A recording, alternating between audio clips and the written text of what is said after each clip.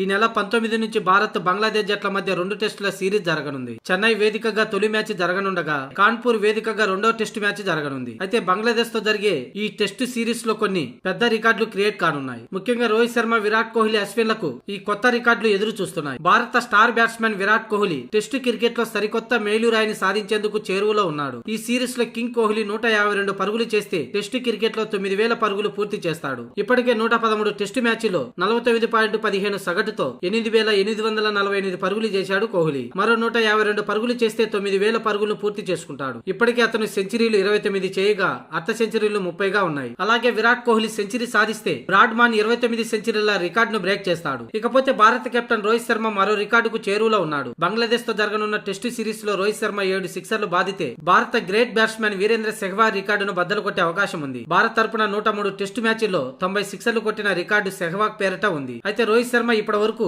54 టెస్టులు ఆడి 84 సిక్సర్లు బాదాడు. ఈ సిరీస్ లో మరో 7 సిక్సర్లు బాదితే సెహ్వాగ్ రికార్డు బద్దలు కొట్టే అవకాశం ఉంది. అలాగే ఈ సిరీస్ లో హిట్ మ్యాన్ మరో 10 పరుగులు చేస్తే 2024 అంతర్జాతీయ క్రికెట్ లో 3 ఫార్మెట్ లో 1000 పరుగులు పూర్తి చేసుకున్న తొలి కెప్టెన్ గా రికార్డుల్లోకి ఎక్కుతాడు. ప్రస్తుతం రోహిత్ శర్మ 25 ఇన్నింగ్స్ లో 990 పరుగులు చేశాడు. ఇక వెటరన్ స్పిన్నర్ రవిచంద్రన్ అశ్విన్, మాజీ ఫాస్ట్ బౌలర్ జహీర్ ఖాన్ రికార్డును బద్దలు కొట్టే అవకాశం ఉంది. భారత్ బంగ్లాదేశ్ జట్ల మధ్య టెస్టుల్లో అత్యధిక వికెట్లు తీసిన బౌలర్ గా జహీర్ ఖాన్ నిలిచాడు. జహీర్ ఖాన్ బంగ్లాదేశ్ పై 7 టెస్టుల్లో 31 వికెట్లు తీశాడు. అయితే ఇప్పటి వరకు 6 టెస్టులు ఆడిన అశ్విన్ 23 వికెట్లు తీశాడు. రానున్న సిరీస్ లో 9 వికెట్లు తీస్తే బంగ్లాదేశ్ పై టెస్టుల్లో అత్యధిక వికెట్లు తీసిన బౌలర్ గా అశ్విన్ నిలుస్తాడు. మొత్తంగా ఈ బంగ్లాదేశ్ తో సిరీస్ కు అటు విరాట్ కోహ్లీ, రోహిత్ శర్మ, ఇటు అశ్విన్ లకి తమ ఖాతాలో కొత్త రికార్డులు వచ్చి చేరే అవకాశం ఉంది.